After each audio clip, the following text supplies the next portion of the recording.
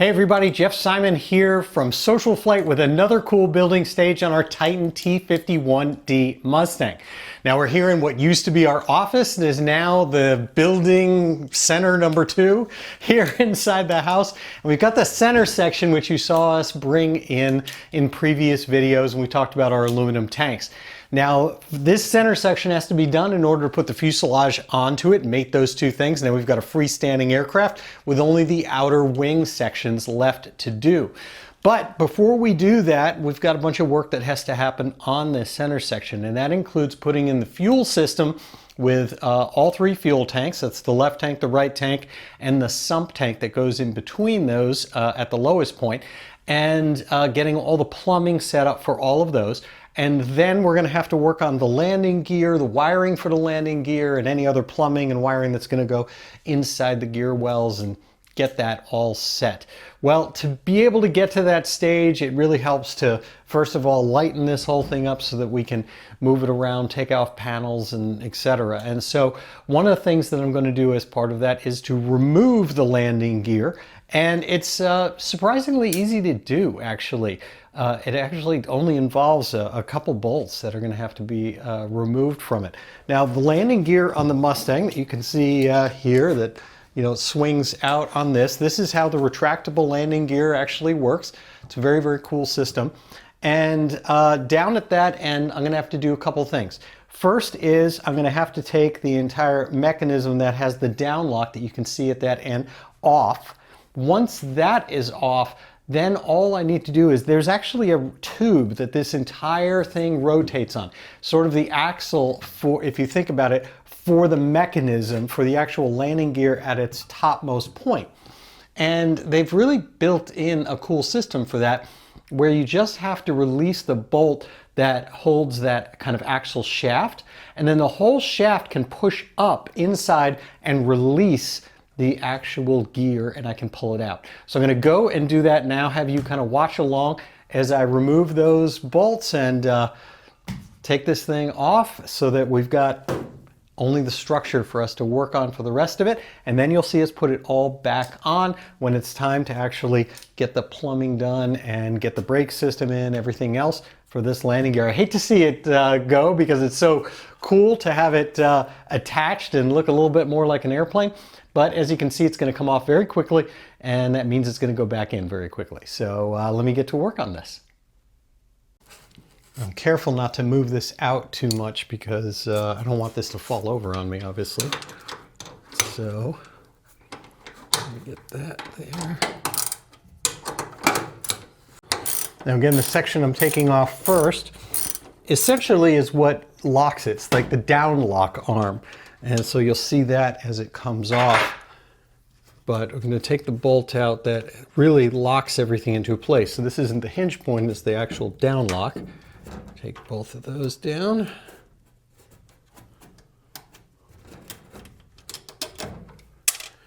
Okay.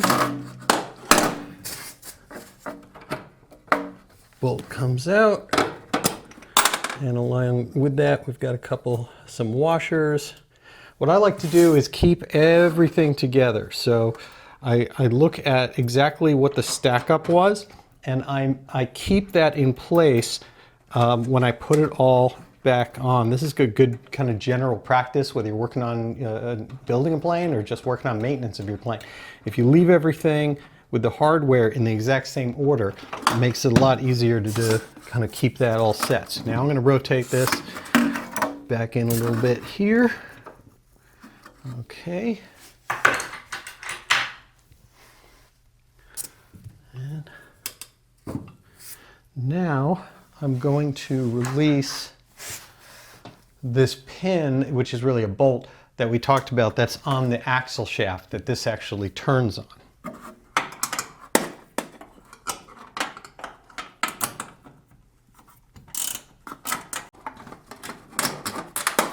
Okay, that bolt is out. And now I'm going to have to stand up for this part here because I'm going to be able to lift this up and get this out. I'm going to take some weight off this. And now I'm pulling up this shaft that you can't see. But I'll show you it as soon as we get it off. As soon as I get it off.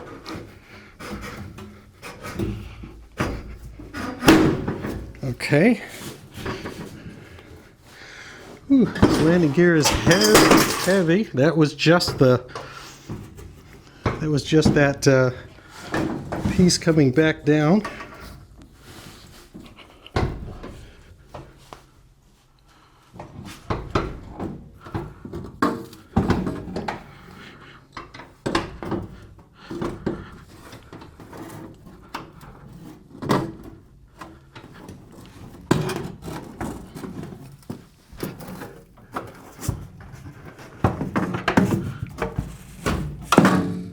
And there we go.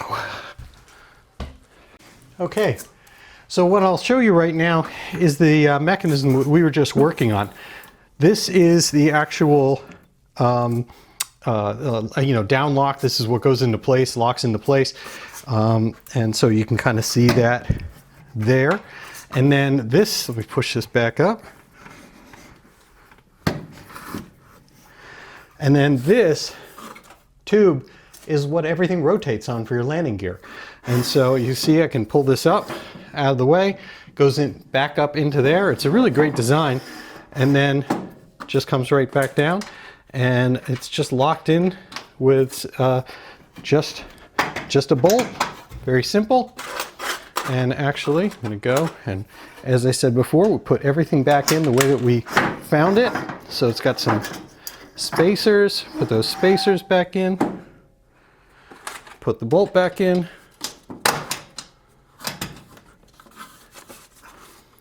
and just the washer, the nut,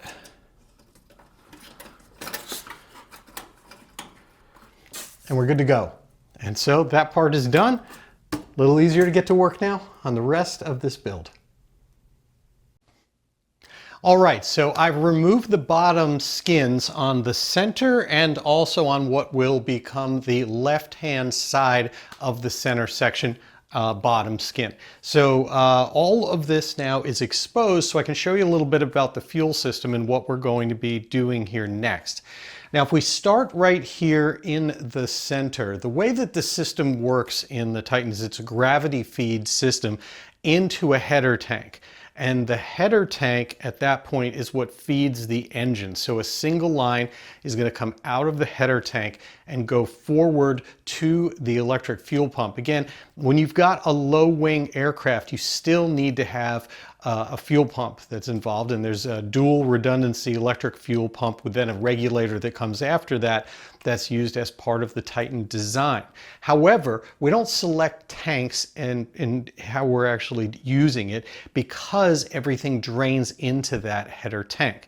Now, this is the header tank. You've seen this before, we talked about it, and it's designed in this way with this shape because it has to work around other things going on in here, and primarily that is going to be our aileron pull push tubes that goes down here in this section right here. It's right below the control stick. I know it's hard to visualize that right now, but that's where that is. You move the control stick left and right. It moves a bell crank. The bell crank swings in this area and then moves push rods that are going to be down here going out to the wings of the aircraft. And so we need to get around that as part of it.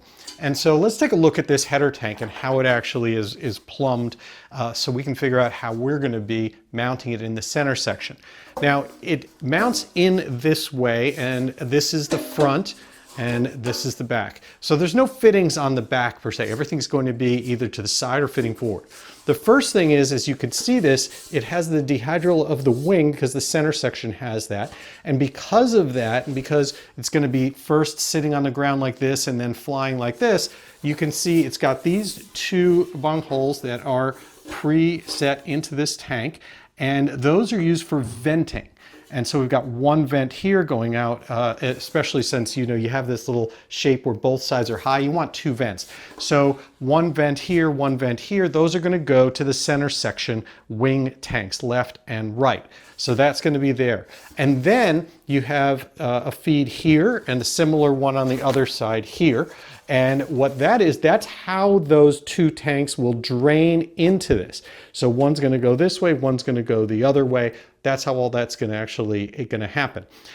So we've got those. And then the last part that kind of matters here, or at least second to last, is this bottom right here. This is what is the actual feed for the engine that goes forward. From this point forward, this is your fuel line. And lastly, here at the bottom, we have where the drain is so that you can actually go and sump the tank and be able to sump the center tank. So there's going to be sumps that are going to be there for draining the this tank right here, the header tank, as well as the left and right tank in the center section. We're going to have those as well. So that's what's going on here. And the way that this center section is positioned right now, we're looking at the bottom of it, and forward is down there. So this is the back, right? The wing, and you're going to have the flaps here and everything. It's down there. So we have to put this in place, and we can just put it in place temporarily into this area. Now, it's a little bit of a tight fit, so it's not going to be easy, but I'm going to put it in here right now just to kind of show you how that fits. So, again, as I mentioned, it's a tight fit. It's not easy, a little noisy.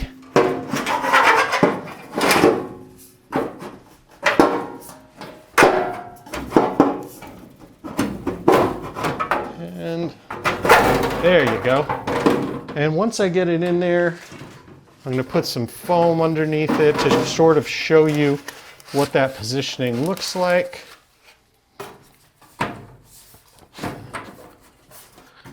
And not exactly, but something like that. Okay, so it's going to be in there a little bit like that, as you can see. And now we've got room here at the bottom where that aileron bell crank is going to go, and those push rods for the ailerons, and everything's sort of in place. So this gives you kind of an idea how that will work. So feeding this, as we talked about, is going to be the wing tanks that are, or we'll call it center section main tanks, left and right. I haven't removed the skin off of this side. Let's take a look at the left one. So here we go. This is the left one. Now, same deal. We have this section right here that is formed into the tank, and that is where that, again, push rod is going to go, or called a push tube, that is going to go from that bell crank out to the wings to control the ailerons. So that's why there's a notch in that. The next thing that you see here is this big fitting. Well, that's where the fuel sender is going to go. That's the float that is in here that's going to float and measure the center of the tank and how that goes.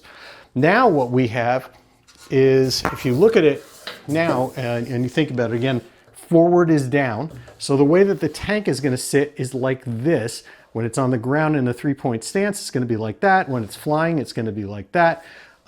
So we've got the push rod, we've got the inside that's going to have where the, as we just said, where the sender is and the fuel level. And then it's going to come and gravity feed out of this fitting into the header tank. So it'll be a little bit at an angle because of the dihedral of the center section and the wing. And it's going to come out that way. Now, we look at the bottom, and it's got two fittings. One we're going to plug, the one that's on the high side, and then this one is where we're going to actually put our sump so that we can actually drain from that. And then we have one other one on the other side, this one, and that's because you're going to see we're going to have some extended range tanks that go out in the wings, and they're going to optionally, if we fill them, gravity feed into this tank here. And then lastly, of course, on the top, we've got our filler cap. That's going to go up to the skin. We'll talk about that in the future. And then, of course, a vent. And the same thing. Vent from here is going to connect to the vent from the header tank, and then also connect to vents from the wing tanks. It's important to have everything on the same vent. And the reason for that is you've got all this gravity feeding going on. So you need to make it so that it's all connected and that the only time it comes out and goes to the air to actual venting is at the highest point, because technically that vent is going to be filled with fuel and until a level that is equal with the level in the tanks as it burns down. And so for that whole system to work properly, it's all on one vent, and that's going to be out at towards the wing tip. So where's this go? Well, let's go and put this one in place. Again, a little bit of a tight fit, but I'll just kind of put it in here and show you how that fits. There we go. Certainly not going to be ideally like this, but it's going to be something like this as it gets in there. I don't have something to prop that in, but what'll happen is it'll be like that. And what are these, you might wonder? Well, these are the footwells for the rear passenger. So this is actually the pilot sits up front. Back here you have the passenger, and then this is actually where the footwells are. And so that's going to be here. And then we take these brackets will go in, and they will actually be, it's kind of hard to do here, but they'll actually go in from here